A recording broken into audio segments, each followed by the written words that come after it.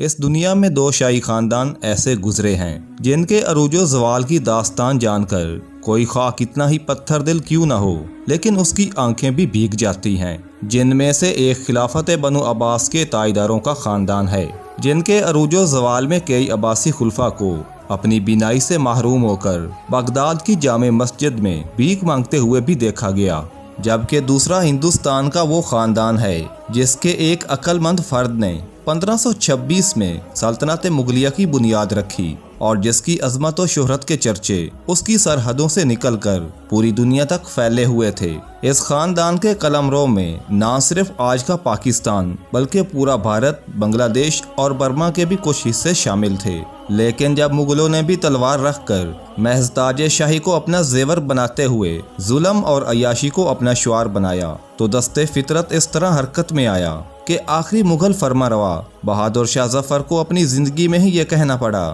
کہ کتنا بد نصیب ہے ظفر کہ دفن کے لیے 2 گز زمین بھی نہ ملی کوہ یار میں، اور اسے انتہائی تکلیف دہ اور ذلت امیز موت کے بعد ہندوستان سے کہیں دور رنگون کے ویرانوں میں دفن ہونا پڑا۔ اسی بدقسمت خاندان کے آخری چشم و چراغ، جس کی حکومت اگرچہ اب صرف لاکھ قلعے دہلی تک تھی، لیکن اس کے باوجود بھی وہ اپنے خاندانی وقار کے پس منظر کو دیکھتے ہوئے اپنے نام کے ساتھ شہنشاہ ہندوستان بھی لکھا کرتا تھا کہ زندگی کے آخری ایام کو اپنا موضوع سخن بنایا ہے، اور فطرت نے نہ صرف مغلوں بلکہ اہل ہندوستان کے گناہوں کی انہیں کس طرح سزا دی۔ معزز خواتین و حضرات، جب مسلمانوں اور اہل ہندوستان کو جنگ آزادی لڑنا پڑی اور انہوں نے اپنی کمان بزرگ مغل بادشاہ کو دینے کا فیصلہ کیا تو وہ نہیں جانتے تھے کہ اس خستہ مکان میں اب اتنی طاقت نہیں کہ وہ قوموں کے وقار کا بوجھ سہ سکے، جبکہ عمر رسیدہ بادشاہ کے پاس نہ تو عسکری وسائل تھے اور نہ ہی اس کی مالی حالت اس بات کی اجازت دیتی تھی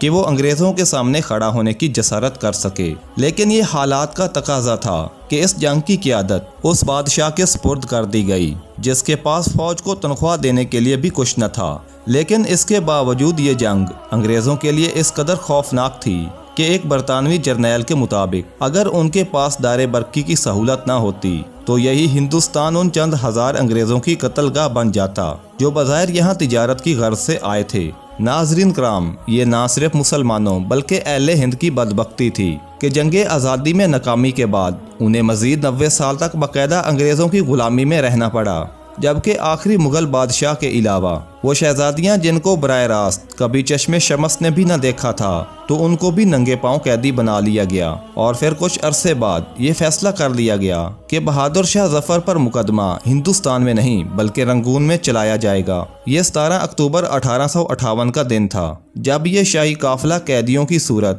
35 مرد و خواتین کے ساتھ ایک بحری جہاز میں رنگون کی بندرگاہ پر پہنچا، جس کو وصول کرنے کے لیے ایک انگریز کیپٹن نیلسن ڈیوس موجود تھا۔ اس نے بادشاہ اور اس کے اہل خانہ کی وصولی لکھ کر دی اور دنیا کی تیسری سب سے بڑی سلطنت کے بادشاہ اور اس کے اہل خانہ کو لے کر اپنی رہائش گاہ پر آ گیا، اور اب اس کے لیے مسئلہ یہ درپیش تھا کہ بہادر شاہ ظفر اگرچہ ایک قیدی تھا لیکن اس کے نام کے ساتھ بہرحال شہنشاہ ہندوستان کا بھی لقب تھا، اور ایسے شخص کو کسی عام جیل میں ڈالنا بھی بین الاقوامی قوانین کے بھی خلاف تھا۔ اس نے اس معاملے کا ایک دلچسپ حل نکالتے ہوئے اس بوڑھے اور بیمار بادشاہ یعنی بہادر شاہ ظفر کو، جو کہ آل تیمور کی آخری نشانی تھے، اس کے لیے اپنے گھر کے گراج کو جیل کی کوٹڑی کا درجہ دیتے ہوئے اسے وہاں پر قید کر دیا، اور پھر 7 نومبر 1862 تک یعنی 4 سال تک اسی گراج کا قیدی رہا۔ یہ اس کی زندگی کا آخری دن تھا جب اس بوڑھے بادشاہ کی خادمہ نے نیلسن کی آرامگاہ کا دروازہ کھٹکھٹایا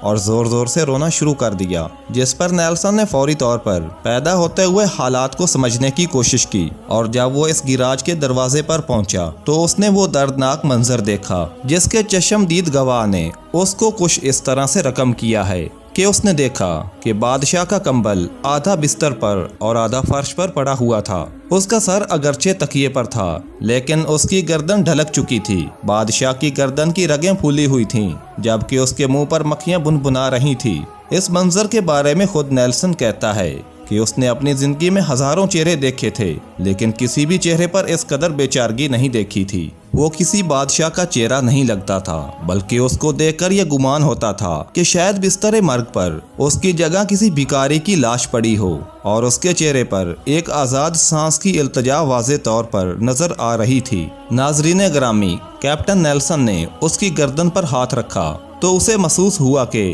شاید زندگی کے قافلے کو ان بوڑھی رگوں کے جنگل سے گزرے کافی دیر ہو چکی ہے۔ اس وقت رنگون کے بادشاہ کے صرف 2 ہی لواحقین موجود تھے، ایک شہزادہ جواں بخت اور دوسرا حافظ محمد ابراہیم دہلوی۔ دونوں کو بلایا گیا جنہوں نے آ کر اس حسرت زدہ کو غسل دیا، کفن پہنایا اور اس کی نماز جنازہ ادا کی، اور اب اس کی تدفین کا مرحلہ درپیش تھا۔ پورے رنگون میں ہندوستان کے آخری تاجدار کے لیے 2 گز زمین بھی میسر نہ تھی۔ بالآخر ایک سرکاری احاطے میں قبر کھود کر بہادر شاہ ظفر کو دفن کر دیا گیا۔ جب بادشاہ کی تربت پر پانی کا چھڑکاؤ کیا جا رہا تھا تو ابراہیم دہلوی کے ذہن میں 20 ستمبر 1937 کے وہ مناظر گھومنے لگے جب اس 62 سالہ بزرگ کے سر پر تاج شاہی رکھا جا رہا تھا اور دہلی کے علاوہ پورے ہندوستان سے لوگ اس کو دیکھنے کے لیے آ رہے تھے، اور بادشاہ ایک لباس فاخرہ میں ان سب کے سامنے موجود تھا۔ لیکن آج اس کی قبر کے سرہانے کھڑے ہو کر تلاوت قرآن پاک کے لیے ایک خوش الحان قاری تک میسر نہ تھا۔ حافظ ابراہیم کی آنکھوں سے آنسو بہہ رہے تھے اور اس نے بہادر شاہ ظفر کی قبر پر سورۃ توبہ کی آیات تلاوت کی۔ خدا جانے یہ تلاوت قرآن مجید کا اعجاز تھا یا حافظ ابراہیم کے گلے کا سوز تھا یا بہادر شاہ ظفر کی غریب الوطنی میں ہونے والی اس بے بسی کی موت کا اثر کہ یہ مناظر دیکھ کر انگریز کیپٹن نیلسن کی آنکھوں سے بھی آنسو بہنے لگے۔ اس نے ہاتھ اٹھایا اور اس غریب الوطن بادشاہ کی قبر کو آخری سلیوٹ پیش کیا، جس کے ساتھ ساتھ خاندان مغلیہ کا سورج بھی ہمیشہ کے لیے سرد ہو گیا۔ ناظرین گرامی، اگر کبھی آپ کو رنگون جانے کا اتفاق ہو تو آج بھی آپ کو وہاں پر ڈریگن ہاؤس شپ کی بدبودار جھگیوں میں بہادر شاہ ظفر کی نسل سے تعلق رکھنے والے خاندان مل جائیں گے۔ یہ اس آخری مغل بادشاہ کی اولاد ہے جو سرکاری وظیفے پر پل رہی ہے، یہ کچی زمین پر سوتی ہے، بھیک مانگ کر کھاتی ہے اور ایک حقارت امیز زندگی بسر کر رہی ہے۔ یہ لوگ اس کے باوجود خود کو شہزادے اور شہزادیاں کہہ کر اہل رنگون کو اپنی عظمت رفتہ کی داستانیں سناتے ہیں،